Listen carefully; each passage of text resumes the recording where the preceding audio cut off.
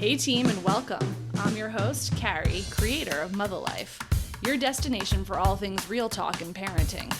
This is the IRL group chat, where we talk about the wild balancing act of pursuing careers and passions while also doing our best to show up for our kids.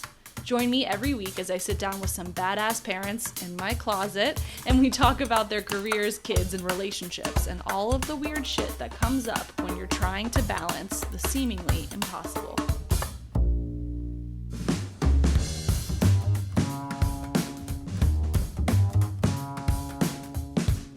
Being loved. The simple act of feeling loved and cared for in childhood has so many positive knock-on effects later in life. Research points to better physical and mental health, stronger social bonds, and increased resilience. To pile on to the love fest, it's not just the love of parents that can make an impact on our long-term well-being. There's a whole body of research that looks at the impact of relationships with extended family members on kids. How it can provide an additional layer of belonging, being in touch with their heritage, feeling loved. Like so many IRL connections in the digital era, our relationships with extended family are in crisis, the likes of which Western civilization has never really seen before. Some of that is due simply to distance. So many people move away from where they were born and start over, making family reunions and frequent and regular communication more labor-intensive. But some of the crisis is also due to these polarized political times, how far away we can feel from each other ideologically, and how that rift can make the simple act of loving each other that much harder. Our villages, chosen or otherwise, are limping along, and yet we need the village now more than ever as parents face crazy demands on their time, as we know this generation of parents is parenting more intensely than ever before, spending more time with their kids than ever before, and the demands in the workplace are also more unforgiving than ever before. Today's guest had me thinking about the village because she is the village. While never having kids of her own, Laura Krafft is the super aunt. 22 nieces and nephews, and those are just the official ones. She's that relative who shows up with a high degree of competency and gusto to the task of helping parents raise their kids, the task of loving their kids. It's often those who don't have the village they'd hope for whatever those reasons might be, that I think see the value in the village so profoundly.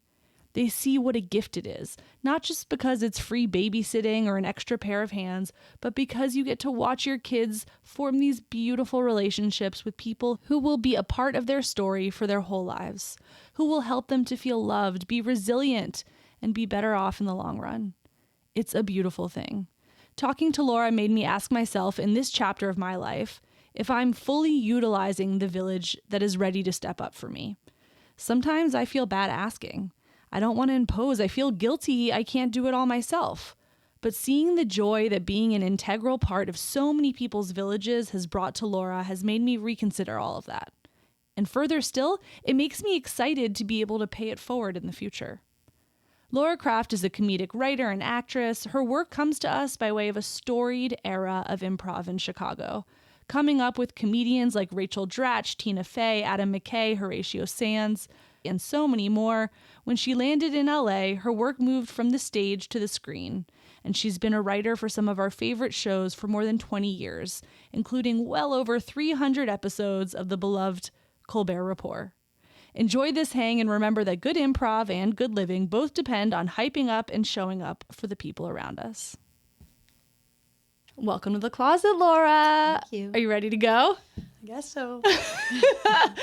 I have been excited about talking to you basically from the moment I met you because your eyes light up when you talk about your job as aunt and the million nieces and nephews you have. How many? 22. It's just crazy. But 22 that are like biological, and then I have like a couple Extras? Bonus? Well, I have godchildren, but then I also have like my cousins.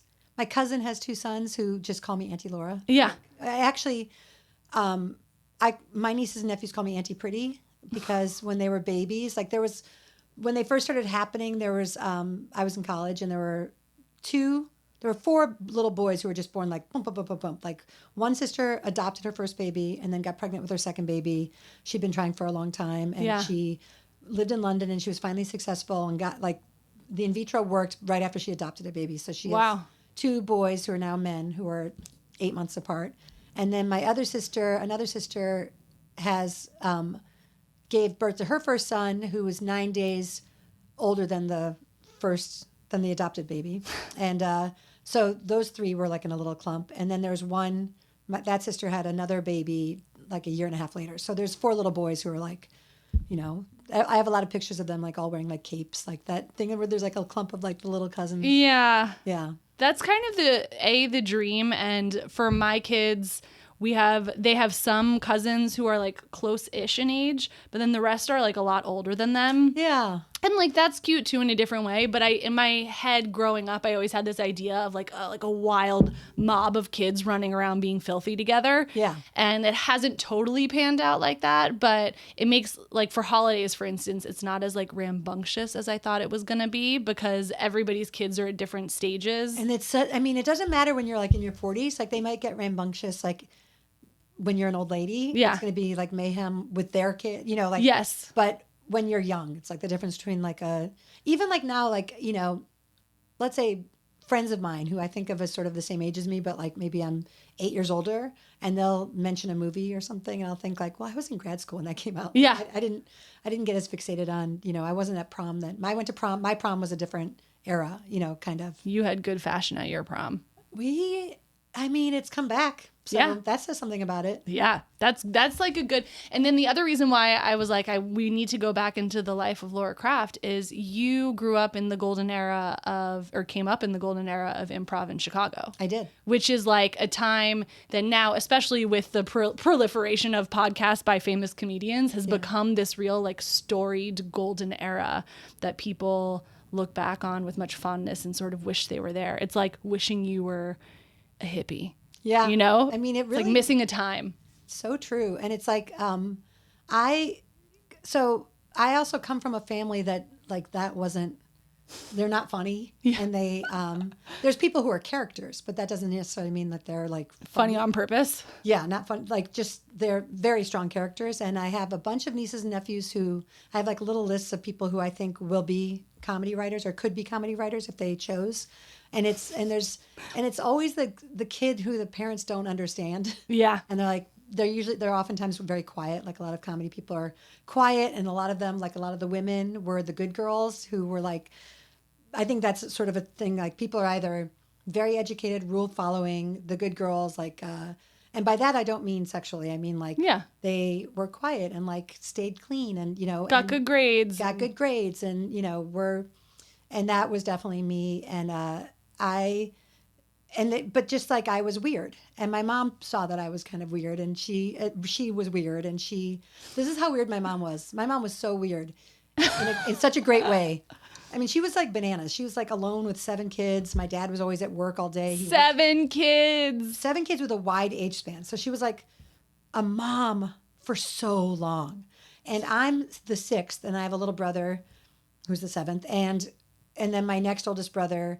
And we called ourselves Family B because the difference between how she raised the older kids and how she raised us, I mean, there's an 18-year age span. So, oh my God. She, so she was very relaxed with us, and we got to know her more like as a person than as a neurotic, like, like she was like a victim of like the Mother's Little Helper era, like where she was like on uppers during the day and downers at night. She was really bananas when I was little. She was just crazy. But I think a lot of the moms in my neighborhood, there's a lot of big families and a lot of 7 kids. House pride. So our house was like so clean, and you'd put something in the laundry at night and it would be like ironed in at the bottom of your bed, like in the morning when you woke up. Like she was grinding through it. Grinding. Now, wait, so on the pod, we're very big about birth order and like identities around birth order. It's everything. So talk to me about, how do you identify, since you're 6th of 7th? I think this is maybe the largest family that somebody's come from, I think. Has to be. How do you identify as a youngest, as a middle? It's kind of interesting that you say that because I am there's Family B. Family A is like the older 5 kids, and they're all 2 years apart. And my mom had miscarriages in between each one of them. My mom was pregnant like a million times. And we're not Catholic. and there's no like ethical or moral thing. She just was like baby crazy, and I don't know, it was the times. I also think she was kind of competitive with her sister who had 8 kids, and I don't know. There's just, I also like back then it wasn't that unusual. I'm from Evanston, Illinois, and there's a lot of big families when I was growing up. It wasn't like, oh, that's the Kraffts. I mean, we had the most on our block, but I think the Berries, who were 2 doors over, had like 6 or maybe 8. I don't know. It's They're older so than me. many people. So many people and So many bodies. so many bodies. And honestly, I think big families are a bad. Like now, that was the era, but I have 2 sisters with 6 kids each, and I just think it's really like nobody. I mean, I love everybody. Obviously, there was nobody you would want to give back, but in terms of like what kind of family the world, The dynamic overall. it's crazy. But so birth order is everything. So I'm I'm always, when I was growing up, I was like the baby. Yeah. And I really looked up, really, really, really looked up to my older siblings, especially my older sisters and my oldest brother. And I, was like so sweet. And I dreamed of what I could do to help make their lives easier. I loved to like go down to the basement and get their laundry. I loved to like just everything they did. I was just like, oh my God, they're amazing. I tried to walk like them. Yeah. Like my oldest sister, I would try to walk like her and like talk like her. And, sometimes I'll still find myself like muscle memory sort of like this. Cute. Is sort of what she does. And so I'm the baby for that. And my oldest brother is 12 years older than me. Then 10 years older, 8 years older, 6 years older, 4 years older. But my brother, who's 4 years older, was 3 years older in school. So we were in school together, and we went to college. He was at Purdue when I was at Indiana, and he was a senior when I was a freshman. And we were really, really, really, really close. And we grew up, when we were little, we shared a room. I shared a room with him and my little brother. And then when we got older, my mom said, people were moving out. She was like, you can move upstairs. And we didn't want it. We didn't want it. Oh, that's so sweet. Yeah, we were really close. And we didn't even really fight. We fought like verbally as grown-ups, but just in sort of like a pushy, like, no, we're going to do this. Not like in a deep fighting way. Yeah. But so then what happened was my older siblings started moving out and growing up, and then they would come back to visit.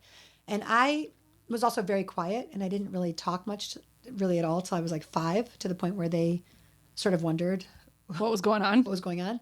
And then, then I started talking a lot. And my sisters, I remember coming back and just being really frustrated with like me not wanting to go downstairs and get their laundry and saying to my mom, what happened? She was so sweet. And my mom saying, yeah, she grew up. She's growing up. Like, that's what happens. And She's a person now. She doesn't need your approval. yeah, I know. It's weird. So, but in B, so that's family A. Family B. This is so funny. Family B, okay. So and family B, is you're the theoretically- oldest. No, I'm the middle. Are you the middle? It's my brother Andrew, me, and my little brother David. And we called ourselves Family B. We made T-shirts that say Family B. So We have like nicknames. I'm Lala. And then, but really there's also a Family C that's just my little brother and I. Because when I was 10, my parents built a house in the country. And we spent every weekend and every summer at that house, just my little brother and I. Wow. And my mom. So we are really close. And I was definitely the oldest sister. Like not even that long ago, he would call me and say like, what kind of music do I like? I'd say, you like this, you like that. Like, I helped him write his papers. He would call me, and I remember once he was in college, so I was in grad school, and he was like, hey, it was like, I don't know, almost midnight. And I was like, he called me and I was like, what's up? He said, hey, nothing. I was just thinking about Hamlet. Like, I don't know, like, do you think he has like a fatal flaw? And like, I don't know, what would be like 3 examples? I was like, David, when is your paper due? And he's like, tomorrow. I was like, his fatal flaw is procrastination. So that's funny. Yeah. So that's what. I was just thinking about Just Hamlet. like kind of curious. Like, you read it, right? You think he has a fatal flaw? Like, what do you think his fatal flaw is? It's like really funny. So funny. Well, that's really interesting because you have had so many different experiences within the same family. Yeah. And you also watched people be parented differently within the same family. So differently. And also just seeing I think I really understood my mom and dad much more than, also I'm a writer and I'm observant. And I'm always thinking of dynamics about like I see everything. And it drives people crazy because people will say like, oh, this thing happened. I'm like, yeah, it's because this happened when you Of were course, yeah. 16. And, and in fact, one of my sisters was saying, because TV is shifting so much job-wise. And she was like, maybe you become a therapist. I was going to say, it's a very similar skill set. Yeah. Yeah. And then I was like, I was thinking about all my ex-boyfriends who were terrible at relationships, who are now therapists. Like so many people I know. Oh my who God. I value therapy, but I do think there are a lot of people who you're like, you're a therapist? I think it makes so much sense. Yeah. To what a Krafty would do is I'm like, well, of course you're a therapist because you are trying to resolve your own issues. And so you figured out how to make a profession out of doing it because it's much easier to tell somebody else what to do than to take the advice for yourself. Yeah. That's what, yeah. Probably. Yeah. No offense, Mom. I know my mom's a psychologist. Oh, she is? I know, you're great, Mom.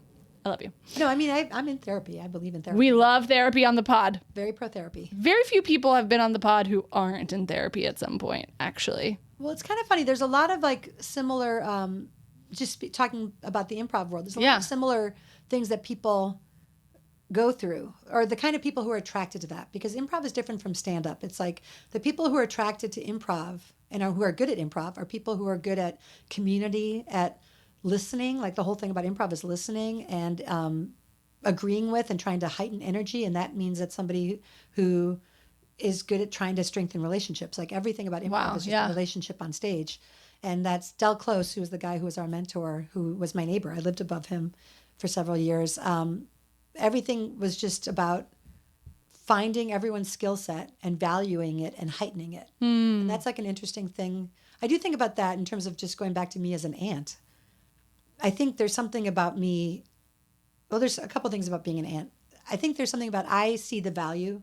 I do try to see the value in everybody, but I really see them in people who I've known since they were born. Yeah. And you just, you get such a kick out of seeing who people turn into and how they're oftentimes exactly who you thought they'd turn into. And then sometimes you'll see like a little kernel of something that you saw when they were a baby, but then you see it expand in their career or whatever. And you're just like, wow, I saw that. That was and I think that's what my mom got a kick out of with me. She saw that I was funny.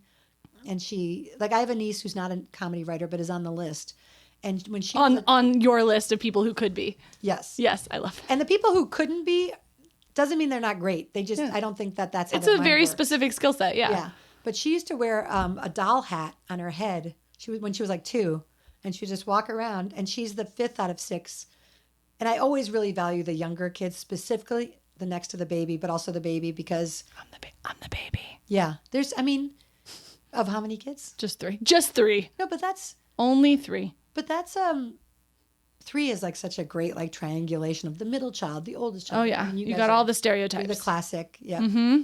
But the second to youngest of a big family, like for example, the one who used to wear. So my point with her being the second youngest, is there'd be like mayhem all around her, and those kids are closer in age, and she would just be quietly walking around with like a doll hat on her head. Not for anybody to notice, just for her own like edification of like, I'm wearing a doll hat. It was just so funny. And I would just see it and just be like, you wearing a doll hat? She'd be like, she didn't really talk. She kind of growled for a long time. She's another one who didn't talk. And sure. When she was a toddler. Everybody else was talking so much. What did she need to talk for? But they say that, but it's like, everyone needs to talk. Yeah. It's like you weren't being listened to. Yeah. Now I hear myself like interrupting people and being really loud, and I realize it's definitely a reaction. Yeah, you've just been holding on to it for a really long time. You got a lot of stuff to say. Yeah. You're going to make up for lost time. Also, but people didn't listen to you. Yeah. And you had to talk like that to be heard. And then I went from like a big family into TV rooms with like writing rooms with mostly men for a lot of my career, and being on improv teams with mostly men for a lot of my career. And the other day there was a going away party for somebody, and I was talking to Chicago. It was very male dominated. It was also everybody was really tall, and I was talking to somebody who's really tall, was in my Second City cast, was on my improv team, and I was talking, and he went, and I just thought, I just had this flash memory of how often he had done that to me. Oh my God, I just like lost my mind. And we were at like in the valley somewhere at a bar, like in the backyard of a bar. And he went, as I was talking, and I just went, what? Like, and he was literally like, oh my God. What a fucking crazy thing to do in 2025. But he's, Yeah, I know. he's done it. Still. Nobody's ever said, yeah. One time I was on a flight and there was some sports guy, huge, like 6'10", walking down the aisle, and his seat was like in the middle, and he just pointed at the guy in the aisle and he went, "You up." I got up, and I just thought that's what it's like to be really tall. It's just like nobody's gonna fight you. It's obvious the guy needs the aisle. He's 6'10" or whatever. It's just the. But what does it say about that guy? It says a lot about. But he couldn't even. Travis Kelce would never. Is he 6'10"? I don't know. He's fucking huge, but he wouldn't ever talk to somebody like that. Is the point? And I'm not even like a football guy. We won't find out about that for a long time. We won't. That's true. Okay, so growing up, you were quiet. Oh wait, and I wanted to say one thing about this 5th of 6th walking around with the doll hat on her head. Yeah. I feel like some of the most successful comedians of all time are funny because they are focused on what they think is funny. Oh, that's good.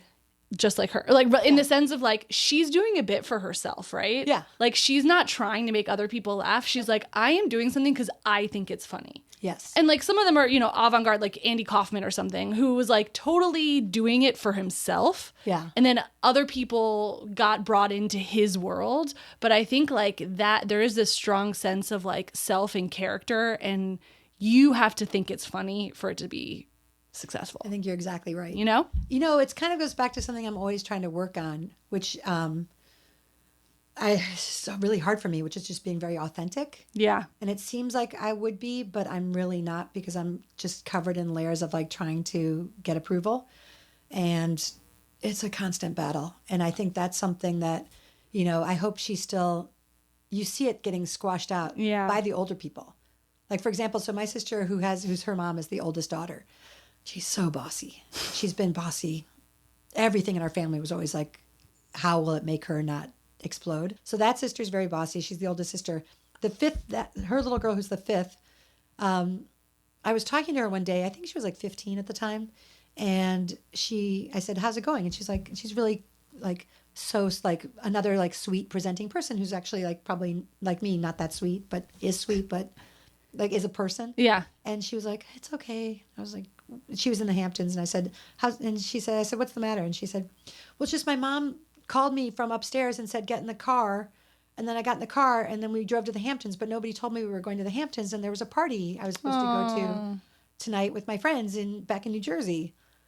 And I thought, that is what it's like to be the youngest. You're just told. Not considered. You're not considered. You're told to get in the car. I rode in the back of a station wagon forever, backwards, forever on long car trips. And then all of a sudden, it's just like, where are you going to college?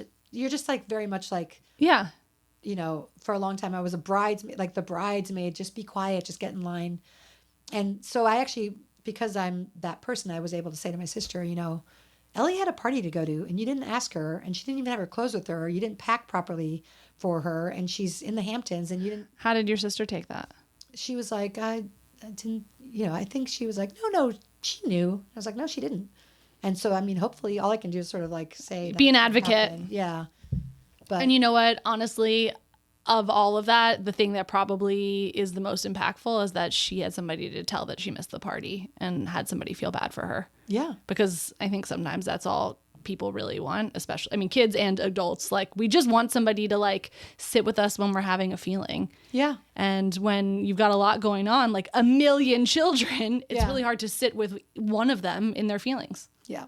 Especially if they're like generally pretty easy.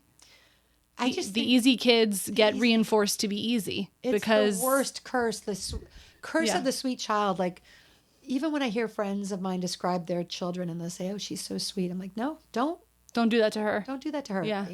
That's the other thing about not having kids, is that I do have like the 1,000-yard stare. Yeah. Where I'll have friends, like I have a friend who has a daughter who I'm very close with, who was like 13, and she was sort of in that. It's one of my favorite phases of development, which is like that. Our family calls it the grubby stage, because one of my sisters wore a sweatshirt that said "grub forever" every day for like a year. Sure. It's that thing where, like you're you haven't figured out your body. Your body's growing in weird ways. In this little girl's case, like she's just like, was sort of rounder. And Yeah. her mom said something about like, she's getting really fat. And I was like, no, no, no. Never. No. But you need the outside person to say, because the mom is being protective and is like, the world is cruel. But then you have to say, like, it really doesn't matter. And I think I have a lot of things about that are in response to not having kids and in response to my mom and in response to having older sisters who, my mom would say, like, would really value their looks, but I kind of got a free pass in a way. But, just like where I will always wear a bikini and I don't care. I really have I have like the opposite of like body dysmorphia where it's like body positive dysmorphia. Yeah. Well, it's called body positivity. Is it? I have that. Yeah. But it's just naturally where it's what we're trying to have for everybody now. Yeah. Yeah. Because I'm also like, who cares? I'm not a model. And even if you're a model, it doesn't matter. No, Nothing it matters. doesn't. Now, because you are this like aunt to so many or like de facto aunt, even if not officially, because you do really lock in with kids, you are genuinely interested in what they are up to. You want to know what they're into. You feel with them and for them if like something hard's going on. If you ever share with your friends like, hey, I think so-and-so is like having a tough time or like, don't say that or whatever. Do you ever get the shitty, well, you don't have kids, Laura, so you don't understand? Has anyone ever thrown that at you? I'm a little bit more cautious with how I would give advice. Yeah, you're gentle. I would never say something to somebody who would answer me like that. Yeah. Anybody I'm talking to is somebody who's really going to receive it. Yeah, and also it's not my business. I mean, a lot of times like you'll see things happening. I mean, it's sort of like when there's a couple that's breaking up or somebody's cheating or something. Yeah. Or somebody's with somebody that you're like, wow, that is an odd match. I would not have imagined for that person. The thing is like everybody answers a need inside and everyone is lashing out for a reason. Yeah. And so, or they're saying things that maybe are just being a little thoughtless. So if somebody's saying something that's a little thoughtless where I can see, because I'm older and I've been through it and I've also just seen people growing up all around me, you just sort of, and I think if you don't have kids, you literally just see people growing up versus if you have kids are an extension of yourself. Yeah. So even when people say like, oh, I'm a great mother, you think, well, actually you're taking care of yourself because that child is part of you. Yeah. You grew that child, you birthed that child. When you die, that child, you're going to die because that child's pulling the plug. Like that's part of you. So when people are sort of proud of themselves for being a good mother, I just think like, well, what would the alternative be? You're going to be a bad mother? It's like when people say like, like, well, as a mom, I hate rape. You're like, well, what were you like before you had kids? Like, were you right? What is wrong with you? We're all humans on the planet. Yeah. So I don't know. So, but if you don't have kids, you don't have that. You don't have the thing that's the walking embodiment of parts of you walking around the earth. And so you're able to see and say like, well, this person is, I also will say, I really value how you raised your kids. Like I have a cousin who, they have 2 boys and they're the boys who call me Auntie Pretty, and they've raised their kids to be so like authentic and in themselves in a way that's just so amazing. Yeah. I mean, I haven't seen that as much. I see it now with like new generations of kids, but like older kids, like even in my family, they've been sort of raised. You see everyone getting raised by like a part of the onion of how the parent was raised. And and you see like the mistakes that like my mom made. Like you see people reacting to how they were raised by my parents, like my parents were sort of like 50s parents. That's the other thing.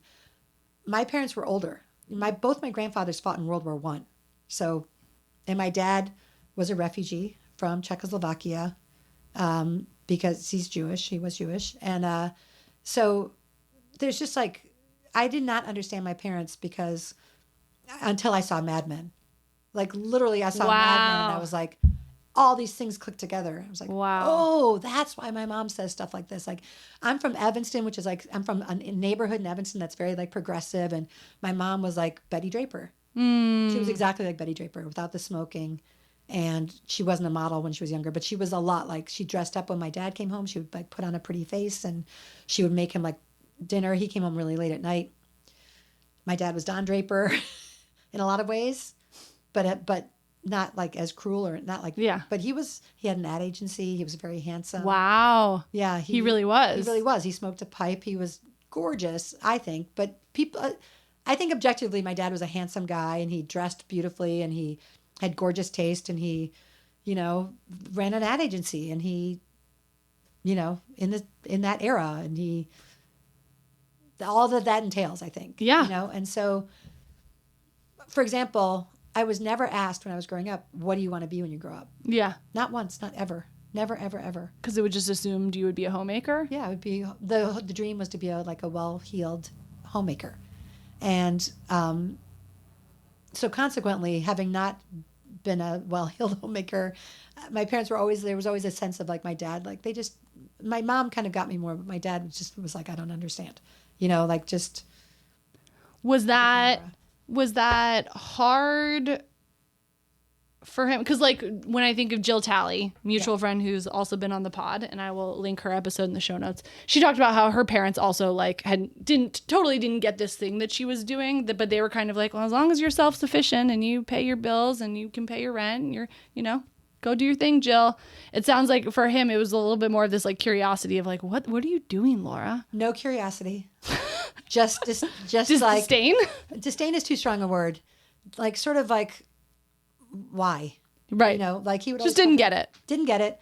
His favorite job for me was my first job out of college. I worked at an ad agency, and by first job I mean 6 days after I graduated. Wow. My mom went to London. My oldest sister lived in London at the time, and she had some babies. I can't remember who was born at that time, but my mom was in London, and I was alone with my dad for the first time. I don't know where my little brother was, but it was just me and my dad.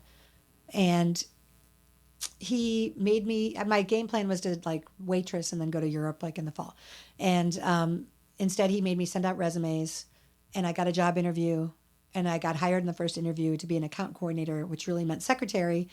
And he bought me a briefcase. My mom went to Europe, came back. I was like tie-dye kid. She came back, and I had like a Brooks Brothers suit with like shoulder pad blouse, shoulder pad jacket, shoulder pad trench coat, a briefcase that I didn't know. Like I just had like bubblegum and People Magazine. What goes in there? Hairspray, bubblegum, Rainbow bubblegum, and People Magazine. And I would just carry it on the train and just. To be fair, that is a briefcase I would like to have. That sounds like the perfect briefcase. But like, what do you just carry? Like, what do you put in a briefcase? It's such a weird, like, I guess now we just have tote bags. Yeah. But I just remember holding it and just being like, I don't know what I'm supposed to do with this. And having a purse. I just looked like I was in the movie Working Girl. Sure. And so I just typed all day. I just typed, and this was like, but there was like one computer at the agency, and basically you just typed. And I remember like missing this Rolling Stone Steel Wheels tour because my boss had given me a 30-page presentation, and there'd been a mistake on the first page, and I had to retype the entire presentation. So that's the era. I'm a really fast typist because I typed all day, and my boss very aggressively sexually harassed me all day, horrible guy. And when I quit, I mean, two things about that. When I quit because I was like, this is a boring job. I'm going to go to grad school. But my dad was like, he was always like, you missed out. You could have stayed at it was a place called Grant Jacobi. He's like, you could have been a Grant Jacobi. That was his biggest disappointment. He was so mad when I went to grad school. He didn't understand it. He was like, why are you going to graduate school? So what were you, when you were in college, what were you studying? English. And were you doing improv then? No, but I got into it. So improv didn't exist, really. Right. There was theater games, but that was different from long form improv. So I went to college. I was wildly unhappy at the beginning of college. I had like short hair. It was the short hair will do it. Well, it was Indiana University. By short hair, I mean like a crew cut. And yeah. It was Indiana University, and it was just like not the place for you. Not my scene. So I was really sad, and I went to the Bloomington Town Library, to rent blues records to listen to in my room. And there was a little sign on a corkboard saying like audition for this improv group, and it was like it didn't say improv group, it was like theater games, whatever. And I was familiar with that because I'm from Evanston, which is where the Piven Theater Workshop was, and I had not gone to Piven, but I'd been in this show in high school called Yamo, which is sort of like it's hard to explain, but it was like a comedic performance evening that had like different companies in it, like a dance company and acting company. I was in the acting company, and music. There was a company where they acted out fables, and it was like a variety show. Like a variety show, and it was a very big deal to get in. So I was really excited that I got to be in it. And anyway, I was familiar. My best friend went to Piven, took classes. I was familiar with what theater games were. So I was just sort of like, when I had auditioned for Yamo, it was my first foray into acting, really.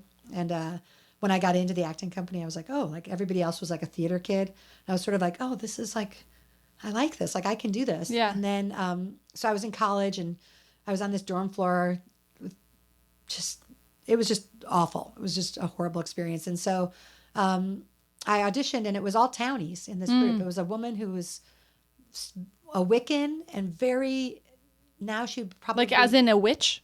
Well, there was a lot of like white witchcraft in Bloomington at the time. It was a large Wiccan population. Had no idea. Okay. Yeah, at the time. Okay. And I used to go to like Wiccan ceremonies and check them out and see what they were about. I also want my listeners, if you are a woman listening to this, I want you to comment either on Instagram or on the show notes, did you have a witchy phase? Because if you didn't, I want to meet you. Because I feel like every girl at some point goes through a phase of like, maybe I am a witch. Can I just tell you? Yeah. I'm a runner. Yeah. Before this back thing.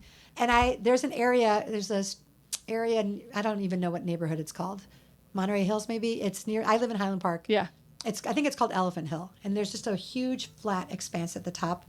And every time I go by there, I think, oh, if I was a teenage girl and I had 3 friends and we could form a coven, we could totally like summon the winds. Or like every time you're there, you're like, this is where you practice like a spell. Who among us hasn't tried to summon something? Always. Who among us? I still I'm always trying to like outsmart traffic through a spell. Sure. I love spells. Yeah. And I did Dungeons and Dragons, and I was a 7th level leather-clad elf. Excuse our 7th level leather-clad elf. And my weapon was spells. Oh. And a wand. Ooh. But I love stuff like that. So anyway, so I went to this woman ran it and she had a child. I mean, it was this woman, I can't even explain what she looked like. I think it was a woman. We think. Nowadays, it would be somebody who probably identifies as non-binary, but a very early person for that, doing that. And then there was like a truck driver named Dale, and there was like a librarian, and the only other student in it was all townies, and then the student, this guy Brian Stack, who was a senior when I was a freshman, and we did improv. We just did improv games, and it was really fun. And that was just freshman year, and then it sort of disbanded. And then after college, I got that job at Grant Jacobi, and that was in a tall building in Chicago. And Brian Stack randomly worked at another ad agency a couple floors above me. And by the way, when I went to college, I also named myself Spike. Sure. It's a time of reinvention. Yeah, it's like, why didn't you have a lot of friends, Spike? I don't know. Why didn't you fit in, Spike, to Indiana University, where everyone had like huge hair? And but I ran into him, and he invited me to come see him perform in an improv show. And that was the first time I saw long form improv, and I was just blown away. I remember just thinking like, I want to do that. Like, what is that? It was just so amazing. And I lived with these 2 girls who I moved out because my college boyfriend, who I'd broken up with, moved in with my parents. So I like moved out right away. Sure. And I got an apartment like that day with 2 people I didn't know very well. They were 2 kind of horrendous girls. One time they went out of town, and they both had boyfriends, and they told their boyfriends they could have a party at my apartment, but they didn't tell me. And so I took a shower after work, and I got out, and there was like 50 guys in the house. Terrifying. And they were like, I guess you can have a beer. I mean, it was like bananas. But so, horrendous. So anyway, so then I ran into Brian, and he told me, he mapped out, he was like, if you want to get into this, take classes at a place called Players Workshop, and then go through the Second City Conservatory, and then go to Improv Olympic, because you'll have some background and you won't just go in there fresh, because it's kind of competitive and you want to sort of land on your feet. So I did that, and I made my first day at Improv Olympic, I made friends with like my oldest comedy friends, and just I got into that whole scene. So then I did Second City Conservatory, which is 5 levels of classes, and then I did, and I was working full time and going to grad school, and I don't know how I did it. And then I was doing shows, and I had rehearsals and stuff every night and performed. What were you in grad school for?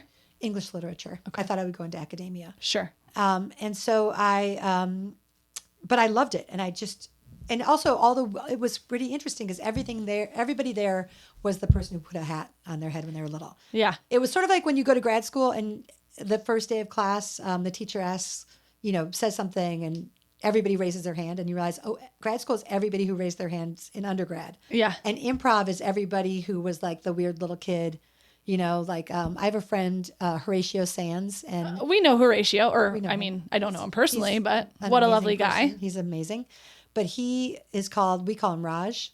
And one day I was talking to one of his brothers and about why we call him Raj. And it's because they'd moved to a new neighborhood and the doorbell rang and some kids said, "Can Roger come out to play?" Because he had told them his name was Roger, which is just such a thing. Like that's improv people. Sure. That you're like, my name is Roger, after like Roger Healy from like I Dream of Jeannie or, whatever.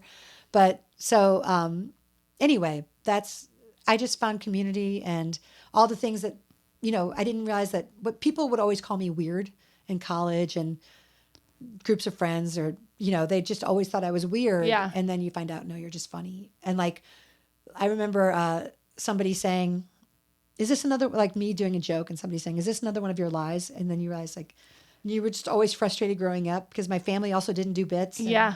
I don't do a lot of bits. I actually don't love doing bits, but like I have bits with friends and Yes, and you are part of this group of women who every Saturday or something do water aerobics together, and that chain that you guys are on, I've like seen snippets of the banter that goes on, and there's a lot of comedy women I know in that group. Yeah, that is some funny shit that's happening there. Yeah, like that's I believe I like to do it in a where everyone's everyone's doing it. I can't stand when people do it nonstop. Yes. And also in places where you're like, yeah, I know that's a bit we had. Yeah. We're at the opera or whatever. Right. Can we not do it right now? Yeah. But then there's also the people when they grab onto a bit, like they won't let it go. And sometimes that's great. And sometimes you're like, dude, yeah, enough. Yes. Yeah.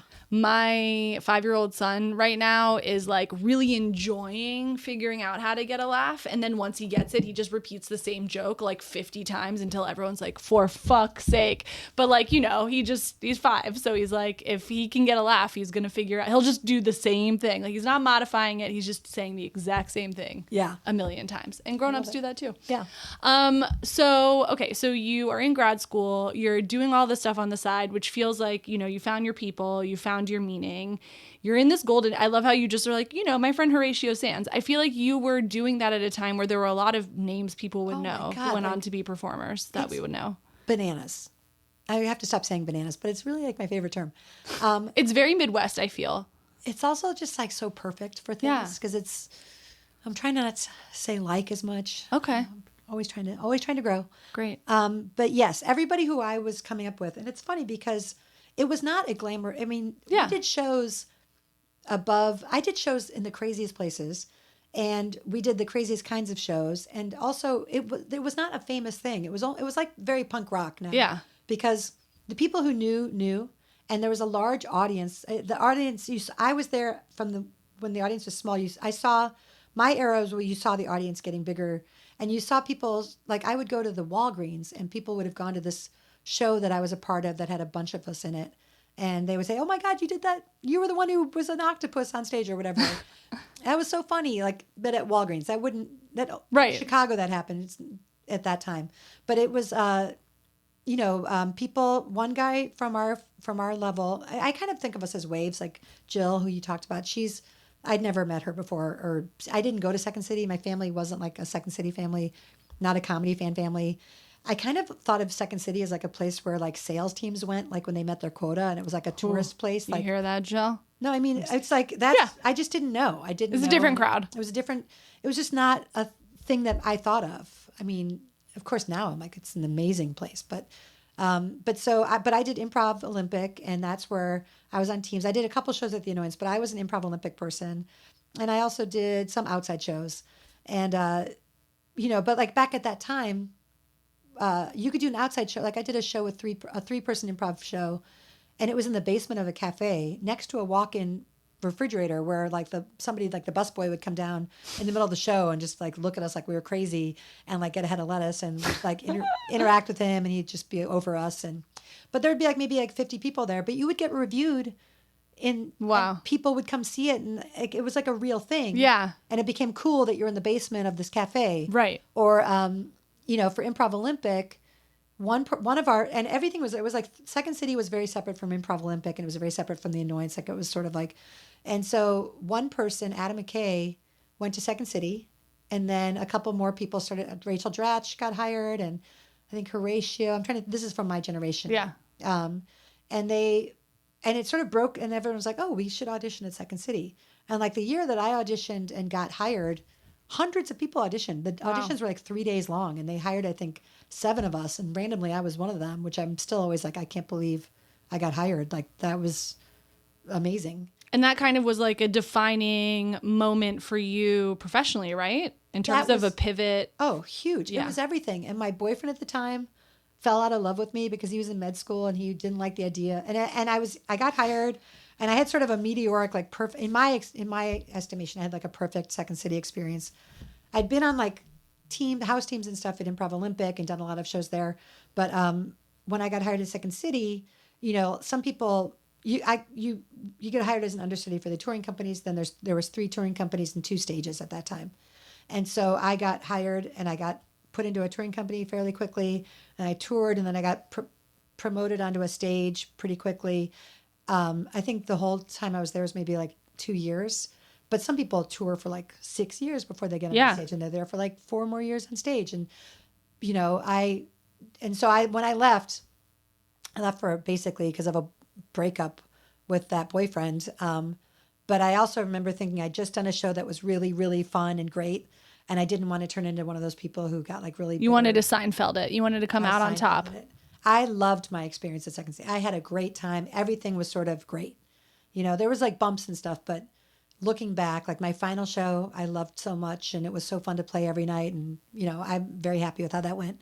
And then, but it's funny, like Improv Olympic. So then people would get hired, and then Adam got hired to Saturday Night Live, and then I met people at Second City who I didn't know, like Scott Adsit, who's a really good friend of mine, and then they would get hired to things. And anyway, the bottom line is more and more, it just became like a funnel, And the year that I got hired at Second City, Boom Chicago started, which is like a comedy theater started by 2 high school friends of mine from Evanston. And that became another funnel of like a lot of people came out of Boom Chicago.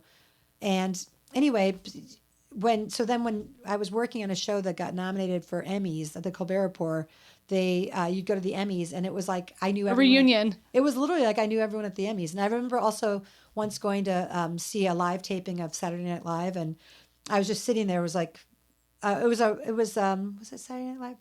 Maybe it was like a live 30 Rock. I can't remember what it was. Now I'm thinking maybe it was a live 30 Rock. Did they do a live Sounds 30 a dream. Rock? Maybe. I think they did. It was Tina was there. Tina was on my team in Improv Olympic. Tina Fey. No big deal, just Tina Fey.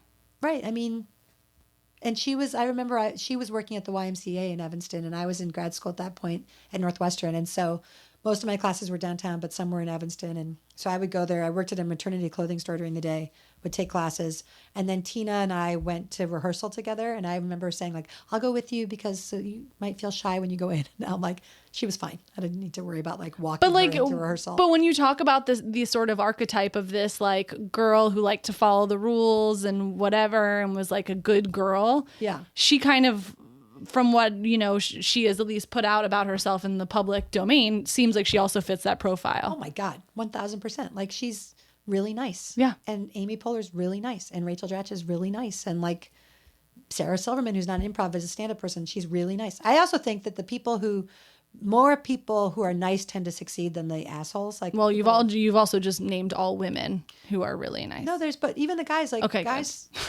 Improv guys are mostly really nice. Like that tall guy who told me to shush earlier, he's still really nice. Yeah. He just is tall and is used to like privilege. Sure. Male privilege. But like he's a nice still guy. A nice guy. Yeah. Like I don't really know any super horrible people. Well, this goes back to your point about collaboration, community, having to listen to people, hype people up. It's kind of hard to do that if you're a dickhead. Yeah. And then the people who were sort of dickheads end up like falling away. Because nobody wants to be on a team with them and collaborate with them. And or a writer's room. Like, you don't want to sit all day with somebody who's a jerk. I always joke for a writer's room, I would be a really good vibe hire. Like, because there's always like that somebody in the room that's just like good for the vibes. I'm a vibe hire, but then the last job I worked on, my boss hated my vibe hire. Oh. It's funny, like, it's very like, I mean, that's a whole nother podcast, but it's always like very funny, it's a couple things. It's getting older and things that you did that were adorable. Right. Right. No longer. Yeah. People have no time, no truck for. And then also, like, just some people just, like, I remember, like, we'd split in, it was on Zoom, a lot of it. And so we'd split in other rooms. I'd be like, okay, let's pick a number between 1 and 5 and see who goes in which room or whatever. And he was just like, no, it's just this. You and you. Yeah. Like, just like they didn't. I'm always the person who brings in cookies. Yeah. That would be me too, obviously. But some people, like, I'm a big baker as well. Yeah. And some people, it just is. And so then also, like, there's also shows where I'm like, I know that it's going to not be, people won't like it if I bring in the cookies, but I really want to bring in the cookies because I just really like the cookies. And like, people need the cookies. You don't bring it because it's like not cool. And then Sure. finally you're in there long enough, you can be like, I'm bringing the fucking cookies. I made cookies. I made a lemon cookie. That's pretty good. Maybe, or sort of, but it's like the vibe thing is very tricky. It is tricky. So, but I imagine, I was at the Daily Show as an intern, and I think the vibe there is similar to Colbert in the sense that would be a place where a cookie would be welcome. Yeah. I mean, I think everything depends on who's in the room. The mix of it's always a mix of people. I think maybe from an intern, it's welcome. Well, I was also interning during the 2000, whatever that was, 7 writer strike. Yeah. And so we didn't have a lot to do for like half of the time I was there. Like John was just like talking and Stephen was talking. And yeah. Conan was spinning his wedding ring. Yeah. There was like a lot of that time, but it meant we got like amazing quality time with everybody, like including John. That was a weird strike. I liked that strike. That's the strike. I always think about that strike, of course, but that's the strike. We were non-union before that strike. I always worked like prior to like Colbert Report. I worked on a lot of Comedy Central and a ton of MTV shows. Everything was non-union, and Colbert was non-union. And then we joined the union during that strike, and then got residuals. After, wow. And that's and like international sales stuff, and like the writers got residuals finally, and that's how I was able to buy my house. Big deal. It was a big deal. If you didn't have that house, you wouldn't be having this back problem by carrying your dog up the stairs. Oh my God, you're right. It's the butterfly effect. Butterfly effect. Everything goes back. Everything. You know what? Still better to have the house than not, I think. Yeah. Okay, so you are in this interesting position because you're surrounded by people who are sort of, everybody's interested in the same stuff, moving in the same direction of like really... Are we talking improv? Yeah, improv, and like moving out of improv into the either writing world or performing world, beyond that, in addition to that, I guess. You said it's mainly a male-dominated space at this time. Yes. So you're in your 30s, you're working in this male-dominated space. The men around you, I am assuming, are around the same age as you. No. Older? Younger? Are we talking about Colbert Report? Yeah. Okay. There were 6 writers originally and 2 head writers. And one of the head writers was my friend Allison Silverman, and the other one is my friend Rich Dom. So they were, I don't know, Allison was younger than me, a couple of years younger. And then most of the guys, there's one guy who was like a Second City guy who had been like old friends with Steven, who was a little bit older than me. And then there was another guy who went to my high school who was probably a couple years younger than me. And then a lot of the other guys were really young. Okay. Like had just graduated college a couple of years, maybe. Wow. One guy had just graduated college. One guy, but my point is there was a spread. There was a spread, but it was really funny because they were, some of the people were like, it was, the fact that it was a non-union show, I was always like writing jokes about, well, my writers don't have health insurance. Right. And they were sort of like, I don't know, it doesn't bother me. Yeah. Because your parents are still paying for your health insurance. Let's ask me in a couple of years. Maybe your rent. And this is like pizza money. And it's different to have pizza money versus life money. Yeah. So in this spread are some people, and even before Colbert, when you're working on these other shows, are people like having kids, starting families? Oh, so it's interesting because, so I went to Indiana University. My friends from college, and that, so I think of everything sort of in waves. Obviously, my family's different waves of my family. Improv, there's different waves. And then like weddings and babies and families, there's like the first wave was my college friends who all had kids. A lot of them got married right out of college, started having kids right away. Then like the yuppies who I sort of was with like in Chicago when I worked in advertising and, was in the improv scene, but I also was in academia and I taught like at DePaul and at Columbia, and those people had got married like in their late 20s and started having kids like in their early 30s. Improv people got married like in their late 20s, early 30s and started having kids like in their mid 30s. And then, so when I got to Colbert, I was single. And it's funny because I remember like dating people and having them say like, you're so clingy. It's like you want to settle down. And I was like, yeah, I do. Like my biological clock is like screaming I'm at me, crying at red lights. Like I wanted to have kids. I love. Yeah. And those people are now like older dads who have toddlers who are like my age. Because then there's like the phase of like a lot of comedy guys get married much, much later to somebody 20 years younger that they're proud of themselves because they're like, look what I bagged. Like, she's in her 30s. I mean, it's like they are all sort of like, well, I'm an older dad. And I'm always like, you didn't have to be. Right. Like I was there. A lot of my friends were there. Yeah. A lot of my friends ended up having kids, but through extraordinary things that like random things. But it's funny to me that when I was little, I really wanted to have kids. Yeah. I had names. I really wanted to be a mom and a housewife, but mostly a mom. Yeah. And it's funny that all my friends were like, I don't know, kids are fine. They all have kids. And then they're all the ones who are like, it's really hard being a mom. And me and my childhood best friend also doesn't have kids. And we always laugh because whenever somebody says something about their kids, I'll say like, I think I replaced the word yacht. Yeah. Like, oh, my yacht got up early. Because if you want something, you're like, I don't want to hear about like, oh, you have to get up early. You have a kid. Like, fuck you. Well, I remember once you were just telling like an anecdote of, I don't know, one of your 5,000 nieces or nephews being difficult and, one of your siblings mentioning that it was difficult. You just go, I'll take the kid. Give it to me. Yes. Give it to me. I'll have it. Nothing shuts down someone faster. And honestly, I would take their kid. Yeah. Fine. I'll take anybody's kid. Like I would be like, even teenagers when they're like, oh, teenagers, I'm like, have them, I'll send them over. Send them to LA. I'll send them to school out here. And like, I would love it. I'm in. It is genuinely, I mean, it's obviously, I can imagine fucking heartbreaking to want something like that and not get it. Yeah.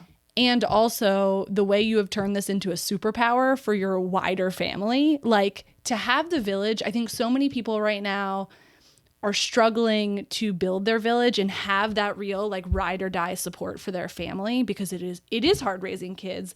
And for so long, we didn't do it alone. We did have our aunts so close that were so deeply invested, our uncles, our grandparents. And as the nuclear family has kind of moved away from wherever they grew up, that's harder and harder to come by. That's a huge, huge topic. That's huge. Right. It's not discussed enough. It's kind of funny because I don't like when, especially like my older comedy guy friends who I would have had kids with, who have kids, are like introduce me to their kids and then they say, and this is Auntie Pretty or Auntie Laura. And I'm like, no, I'm Laura Krafft. Yeah. You're calling me Laura Krafft. Yeah. But then on the other hand, I will totally be their Auntie Laura. Like that's fine. Yeah. Because I really do believe like there is a role for people. I mean, I feel like I'm overselling my aunt thing. Like I am ride or die for my nieces or nephews. Yeah.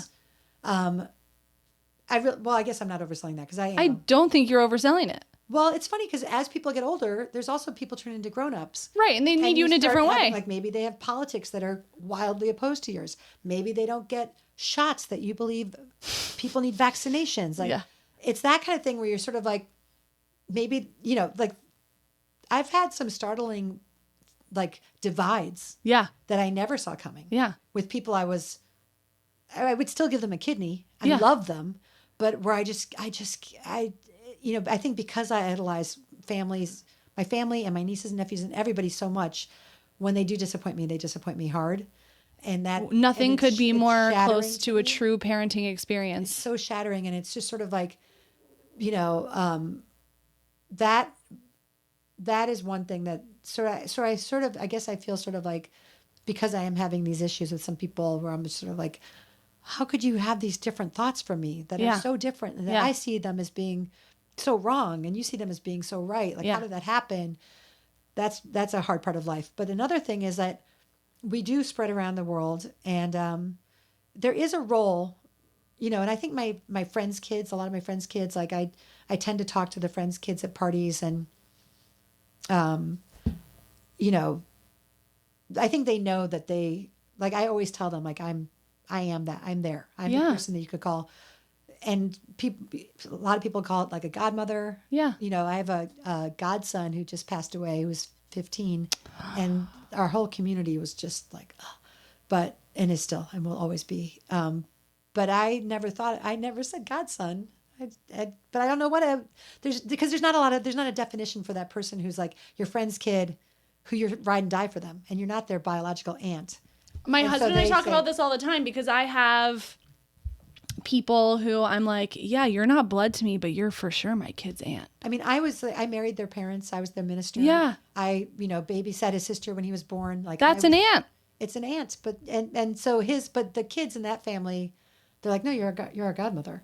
I was like, oh, and they called me godmother. And I was like, they named me godmother. Yeah. And I was like, that's a great term, because there's like a ton of kids, that family specifically.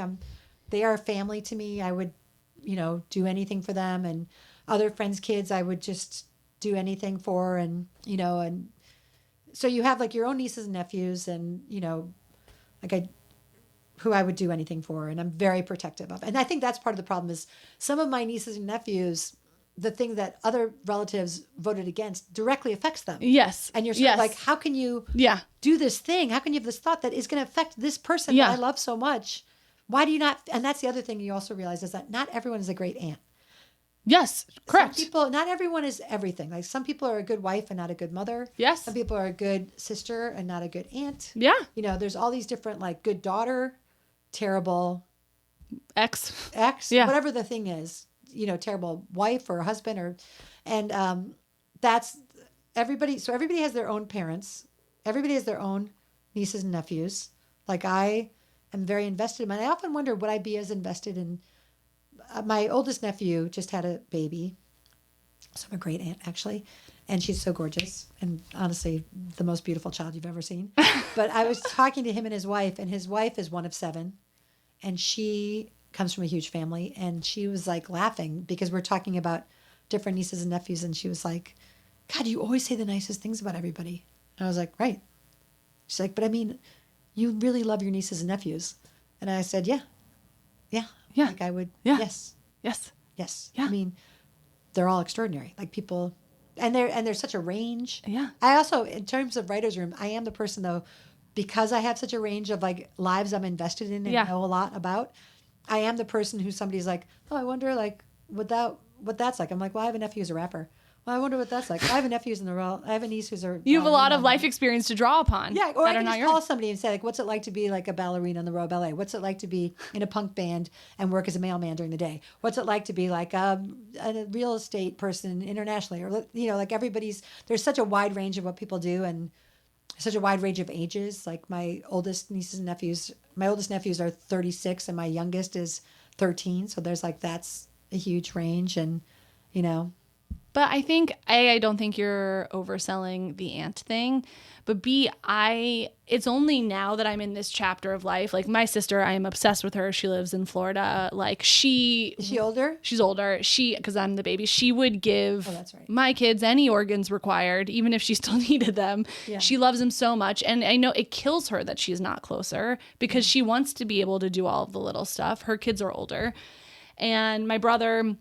his kids are older and he's here. Sometimes I think it's like because he's in LA? He's in LA. Oh, nice. But I think because sometimes it's like the two sisters, like there's something about our feeling of ownership of each other's children that is like that much more heightened. I can't really explain it. But I'm like now in this chapter where I'm really valuing and appreciating the importance of like intergenerational friendship. Because like everyone at my stage of life who's raising kids my age is all going through the same shit at the same time. And we're all just trying to like stay afloat or deal with our own stuff.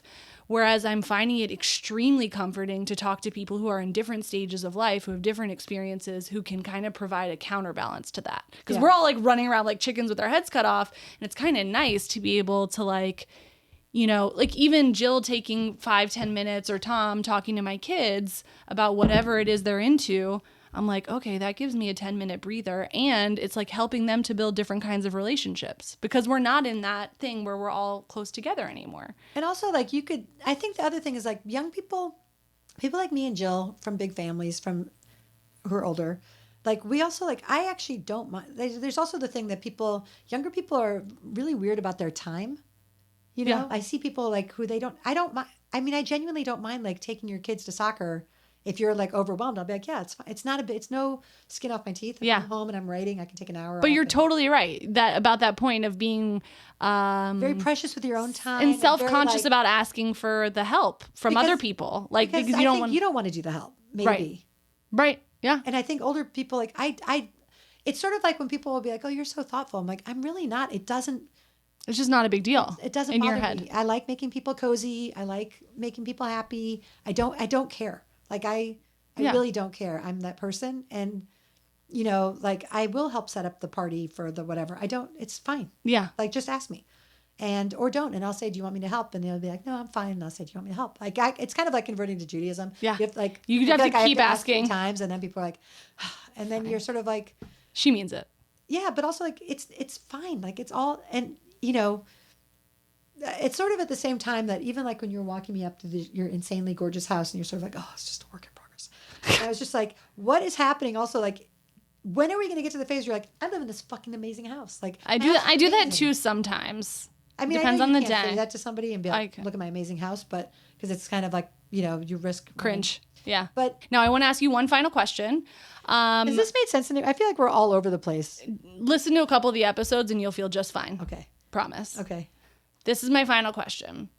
Now, when somebody sees somebody like you in the wild who is an incredible aunt who never had kids of their own, what do we not want to hear from them? What do we not want to hear them ask or say? Oh my God, so much. I remember one time I was in a meeting for a job and the guy was sitting on the edge of his desk. He was a big writer guy. And he was just like, so, kids? And I said, no. He goes, husband? And I said, he goes, you married? And I said, no. And he went, huh. And I was like, yeah, huh. Like, that is just such a... That feels like a good place to start with a no, as a no. I feel like just people just don't want to hear, I don't want to hear anything. You don't know. It's sort of like when somebody's passed away who's close to you. Yeah. Or you've gone through a breakup. Yeah. And somebody's like, what happened? And you're like, really? Yeah. He didn't clip his toenails and he didn't take a shower. And then he took the laundry and he threw it on the lawn. Like, I don't even know. Like, the way, it's sort of like when you meet somebody and you're like, they're the top of an iceberg of generations of people. You're only going to meet the tops of like little icebergs, right? That's who people I love are. that. Yeah. And things of like the number of times I've, you know, played with someone's baby. Like, I love like kids and I love babies. And they've been like, oh, you're so good with children. You should adopt. Have you thought about adoption? Adoption is, like, they say the word like you've never heard the word. Right. Oh, I never heard of that before. Let me write that down. It's adoption or adoption. And then you're like, adoption is so hard. And specific and to be an only lady. What's that called? A single woman. Yeah. Single mom. An only parent. lady. I like only lady. I like only lady. Maybe I'll be the only lady. But a single woman to adopt is like really difficult because people are, A, the system is trying to keep families together, which is ultimately good. Yeah. B, international adoption is really slowed, which is also good. Yeah. C, when someone's giving their baby up, they don't want to give their baby up to another single mom. Right. Because they're a single mom. And oftentimes, for the most part, that's why they're giving their child there in a circumstance. Yeah. Sometimes it's somebody who has a ton of kids and they can't handle it anymore. I feel like those days are sort of gone. Yeah. Nowadays, it's more like maybe they're having issues that they hope to work through and get the child back or something. But for the most part, people, you know, want to give their kids to a family or two people at least. And so now with like where there's same-sex marriage and same-sex couples and like you want two people. And honestly, you know, I think that is like sort of, you just need, I mean, right now I have a bad back and I have two dogs, right? So that's not children. I hate when people say, well, you are a mom, you have dogs. I'm like, no, I'll put those dogs down one day and I would never put a child down. Like someday I'm going to walk those dogs in and come out with a collar. I will never do that with a child. It's not the same. I didn't birth them. I don't look at them. I love them. I really love my dogs. I don't like the people who bring their dogs everywhere and they're sort of like, well, he's like my baby. And you're like, not in the office. Like now the office smells like dog pee. And like, just like get a dog walker. Like I love my dogs. Yes. Like I'm like, they're dogs. Yes. And like, I remember once, like I left my dogs at my sister's house while I was finding an apartment in New York. And she was sort of like, do they like this? And I'm like, they're dogs. They're dogs. Just feed them and like let them out a couple times a day. And like, that's all they're living a good life. They're good. They're happy. They're good. But so it's also this sort of the thing of like, just, I guess my advice would be just shut up. And I'm learning that for myself. It's always my advice.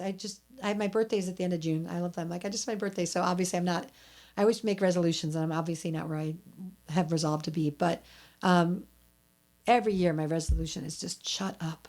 Just shut up. Because I do talk too much. And sometimes I'll hear myself saying something and I'll say, I'm really sorry. I don't disregard what I just said because I'm hearing myself and I just need to shut up. And sometimes it's like oversharing over, when writing that line between like when people ask me things or when I will hear myself asking that or similar things. I never would ask things like, why didn't you have kids? But I will ask, certain things or I'll tell too much about something. And I'm just like, Laura, just shut up. Just shut up, everyone. That's my advice for, I think that's a good life credo in general. This has been so much fun. When I met you and heard you talking about your nieces and nephews, there was just this thing in me that was just like, everyone should get to have a Laura. Like everyone should get to have that in their life. So I really appreciate it that you are part of 22 children's villages or something crazy like that. Can I just also say? Yeah. I just also have to say, just in case any of my nieces and nephews hear this, when people like say, what do your nieces and nephews do? I often will point out the ones who are performers. Yeah. And there's a lot of people who I value just as much who have jobs that are like, Guys, she's obsessed with company. You. Yeah, she's obsessed with you. All of you. They're looking for a job or they want to go into camp council. She's obsessed with you. She doesn't care what you're doing for a job. I don't care what you do for a job. I'm proud of all of you. You're all really amazing. And yeah. I love that. Well, thank you, Laura. This was so much fun. I had a blast. I had a blast too. Team, I need your help. If you love it here, please like and leave a review on your favorite podcast platform. Subscribe to the Substack for full access to this episode's show notes and join the discussion. And of course, follow me on Instagram at mutha, mutha.life for a daily look at all things mother. Thanks for listening. Be sure to tune in next week for another Chat in the Closet. This podcast was produced by Mother Life, music by Ronan Landa. See you next time.